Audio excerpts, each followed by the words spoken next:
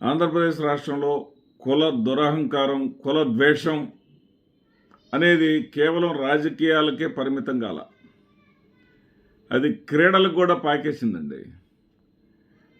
నితీష్ కుమార్ రెడ్డి, ఆ రెడ్డి అనే తోకను అతను కట్ చేసుకోవాలేమో. మరి నితీష్ కుమార్ మనం చూసాం ఆస్ట్రేలియా పర్యటనలో అతని ప్రతిభని. అతను తొలి టెస్ట్ మనం గెలిచినటువంటి టెస్టులో తొలి ఇన్నింగ్స్ 100 లోపు ఆల్అవుట్ కాకుండా స్కోర్ 150కి తీసుకెళ్ళి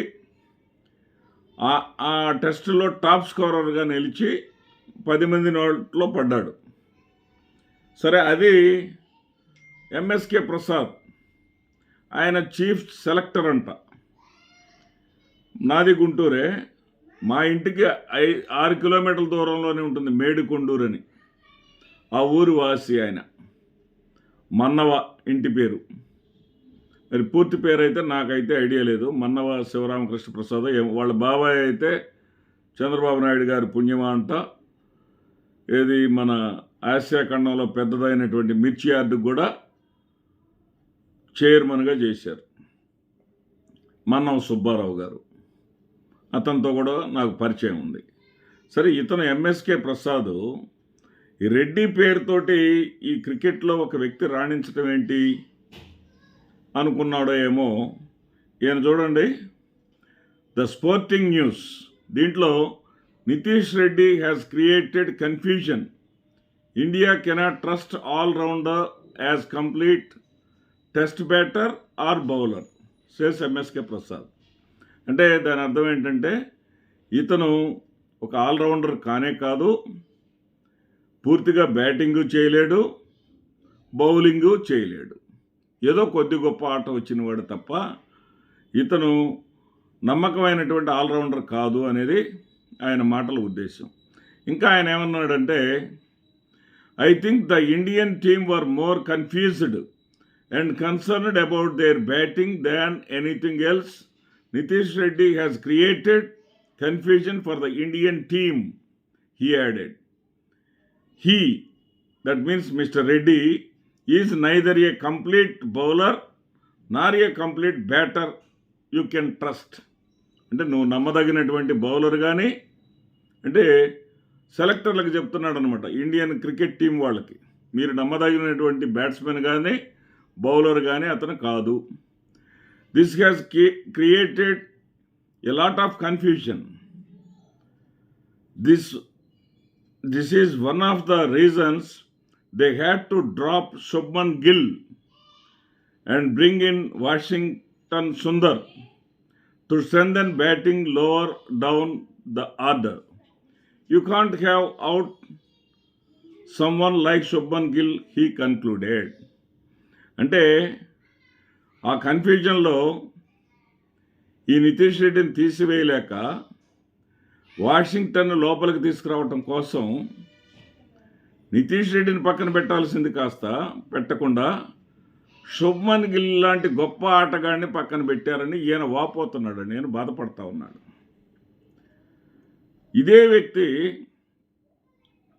ఆయన ఈ రోజున మనం చూసాం, నిన్న ఏదైతే 2 గంటలు లంచ్కి ముందు జరిగినటువంటి ఆట మొత్తంలో భారత జట్టు ఆస్ట్రేలియాకి దాసోహం అయిపోయింది. దాదాపు 5.5 రన్ రేటు చొప్పున, అది వన్డే రన్ రేట్ లాగా కొట్టేశారు. ఇండియా చేతిలో నుంచి మ్యాచ్ని లాగేసుకున్నారు. 474 స్కోరు వెళ్ళింది. ఆ స్కోరు వెళ్ళిన తర్వాత రోహిత్ శర్మ వచ్చాడు. షరామామూలుగానే 5 బంతుల్లో గాలిలో చక్కగా క్యాచ్ ఇచ్చేసి అక్కడ ఉండలేకపోతున్నాను అన్నట్టుగా వెళ్ళిపోయాడు. మరి ఆ 2 వికెట్లు పడిపోయినటువంటి ఆ తరుణంలో వాళ్ళు ఆ 3వ వికెట్ పడకుండా బాగానే ఆడుకుంటా వస్తూ ఉన్నారు. ఇది రాహుల్, అదేవిధంగా 82 రన్స్ చేసి టాప్ స్కోరర్గా నిలిచినటువంటి యశస్వి జైస్వాల్. సరే, వాళ్ళిద్దరు ఏదో రాణిస్తున్నారులే, ఇండియా కష్టాల నుంచి గట్టెక్కిద్ది అనుకున్నటువంటి తరుణంలో విరాట్ కోహ్లీ అనుభవం కలిగినటువంటి వ్యక్తి కాల్ను నమ్మి, ఆయన ఇచ్చినటువంటి రాంగ్ కాల్ని నమ్మి అతను యశస్వి జైస్వాల్ కాస్త రన్అట్ అయ్యాడు. అతన్ని రన్అట్ చేసినటువంటి ఫీలింగ్లో ఉన్నటువంటి విరాట్ కోహ్లీ కూడా అప్పటి వరకు కూడా ఆఫ్ సైడ్ బంతుల్ని గెలకుండా ముట్టుకోకుండా జాగ్రత్తగా ఆడినటువంటి వ్యక్తి ఆ కన్ఫ్యూజన్లో అతను కూడా అవుట్ అయ్యాడు. సినారియో మొత్తం మారిపోయింది. 164 పరుగులకే 5 వికెట్లు పడిపోయినాయి. ఇంకా 110 పరుగులు కావాలా, 111 పరుగులు కావాలా ఏది ఫాలో ఆన్ తప్పటానికి. ఇక ఫాలో ఆన్ తప్పేది లేదు. ఇండియా ఖచ్చితంగా ఓడిపోతుంది. ఈ మ్యాచ్ 3వ రోజే ఫలితం రావచ్చు, లేదా 4వ రోజుకు మహా అయితే ఎక్స్టెండ్ కావచ్చు అనుకున్నటువంటి ఈ పరిస్థితుల్లో ఏదైతే రిషబ్ పంత్ ఒక చెత్త షాట్గా అవుట్ అవటం, మరి అతను రవీంద్ర జడేజా ఎంపైర్ డెసిషన్ వల్ల బలవటం, ఏదైతేనేమి 7 వికెట్లు పడిపోయినాయి.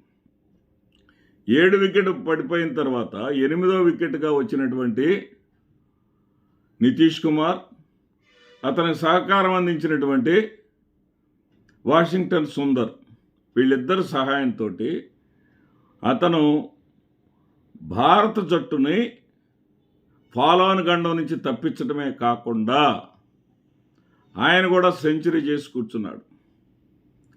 ఎవడో బయటవాడు తెలుగువాడు కానివాడు కామెంట్ చేశాడంటే అర్థం ఉంది. వెంగ్ సర్కార్ అనేవాడు కామెంట్ చేసినప్పుడు నాకైతే గోబ గుయ్యం అనిపించాలనిపించింది. వెంగ్ సర్కార్ అనేవాడు ఏమన్నాడంటే, వాళ్ళకేంటంటే మన సౌత్ ఇండియన్ ప్లేయర్స్ అంటే వాళ్ళకి కొంచెం చులకన భావం ఉంటుంది. వాళ్ళదే ఆట, క్రికెట్ మొత్తం డామినేషన్ మొత్తం నార్త్ ఇండియా వాళ్ళే ఉండాలి, ముఖ్యంగా ముంబై వాళ్ళు ఉండాలన్నట్టుగా వాళ్ళు ఉంటారు. దాంతో ఇతని మీద ఏమని వ్యాఖ్యలు చేశాడంటే, బంతి బాగా అరిగిపోయిన తర్వాత అతను వస్తాడు, వచ్చి ఏదో T20 అనుభవంతో 4 షాట్లు కొట్టాడు, అతను టాప్ స్కోరర్ నిలిస్తే నిలిచుండొచ్చు, అతని బ్యాటింగ్ని టెస్ట్ ప్రమాణాలతో పోల్చడం సరైంది కాదు అన్నాడు ఆ పోటుగాడు. మరి అతనికి ఒత్తాసు పలుకుతూ అన్నట్టుగా ఎంఎస్కే ప్రసాద్ ఈ నితీష్ రెడ్డి అనేవాడు ఏ రకంగానూ ట్రస్టెడ్ బ్యాట్స్మెన్ కాదు, బౌలర్ కాదు అని చెప్పేశాడు. ఇద్దరి చెంప పగిలే విధంగా ఆడాడు నితీష్ కుమార్ రెడ్డి. ఏదైతే వెంగ్ సర్కార్ అన్నాడో కొత్త బాలుతో ఆడితే తెలుస్తుందని 44 పరుగుల మీద పాత బాలుతో 44 పరుగుల మీద ఉండగా పాత బాల్ని ఆపేసి నితీష్ కుమార్ రెడ్డి 44 పరుగుల మీద ఉండగా పాత బాల్ని ఆపేసి కొత్త బాల్ తీసుకుంది ఆస్ట్రేలియా జట్టు. కొత్త బాలుతో కూడా స్టార్క్, కమిన్స్ లాంటి బోలండ్ ఇటువంటి వాళ్ళని ఉతికి ఆరేశాడు నితీష్ కుమార్.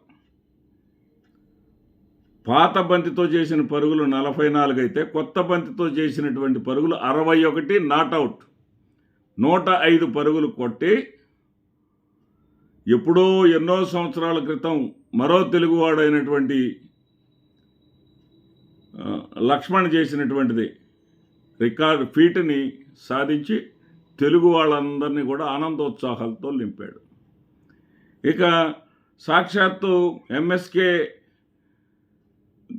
దైవం లాంటి చంద్రబాబు నాయుడు గారు ఈ ఆంధ్రప్రదేశ్ రాష్ట్ర ముఖ్యమంత్రి హోదాలో చంద్రబాబు నాయుడు గారే పొగిడేసరికి, చంద్రబాబు నాయుడే మరి ఆయనే నితీష్ కుమార్ రెడ్డిని అభినందనలు తెలియజేసేసరికి తప్పదనుకున్నాడేమో ఎంఎస్కే ప్రసాద్.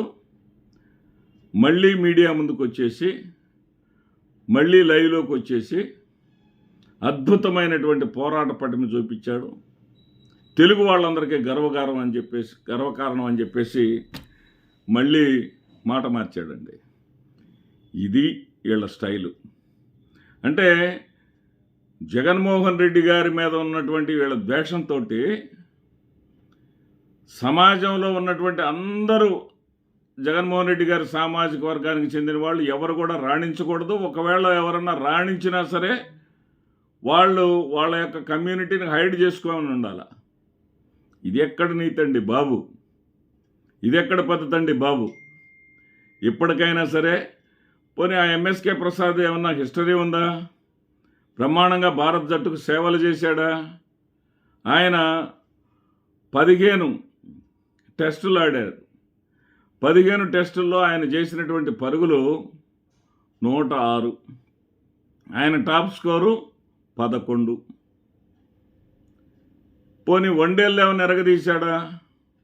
ఆయన ఆడినటువంటి వన్డేళ్ళు 15 వన్డేల్లో ఆయన చేసిన స్కోరు 131. ఆయన వచ్చేసి నితీష్ కుమార్ ట్రస్టెడ్ బ్యాటర్ కాదు, బౌలర్ కాదని చెప్పేసి అంటాడు. అంటే ఇది కుల దురహంకారమా, కులద్వేషమా? బాబు, ఎవరైనా సరే ఇతర రంగాల్లో రాణించేవాళ్ళు మీ కులం అనేది బయట కనపడకుండా, బయటకు రాకుండా ఆ కులం పేరుని కట్ చేసి ముందుకు రండి స్వామి. ఎందుకంటే ఇలాంటి వాళ్ళ అసూయ ద్వేషాలను తట్టుకోలేరు మీరు. ఇది మాత్రం ఆ తండ్రి నిజంగా ఎప్పుడైతే ఒక వాళ్ళకేమని ఉంటుంది, ఆస్ట్రేలియా వాళ్ళకి ఏమని ఉంటుంది, ఈయన సెంచరీ కొట్టకుండా చేయాలి, కుర్రోడిని సెంచరీ కొట్టిస్తే ఎట్లా అని ఉంటుంది.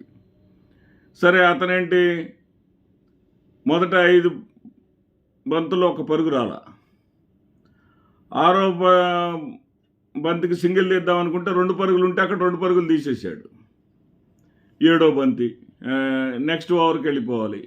నెక్స్ట్ ఓవర్ అవతల ఉంది ఎవరు?